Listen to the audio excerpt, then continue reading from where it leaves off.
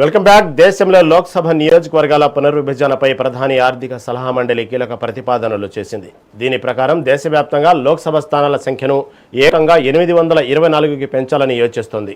చిన్న రాష్ట్రాలు, కేంద్రపాలిత ప్రాంతాల్లో లోక్సభ స్థానాలను రెట్టింపు చేయాలని, అలాగే పెద్ద రాష్ట్రాల్లో సీట్లను 50% మేర పెంచాలని ప్రతిపాదించింది. ఈ నూతన విధానం వల్ల దక్షిణాది రాష్ట్రాల్లో లోక్సభ సీట్లు గణనీయంగా పెరగనున్నాయి. జనాభా నియంత్రణ ఆధారంగా దక్షిణాది రాష్ట్రాలకు అన్యాయం జరగకుండా పార్లమెంట్లో వాటి ప్రాతినిధ్యాన్ని 23.7%గాని కొనసాగించేలా ఈ ప్రతిపాదనలు రూపొందించారు.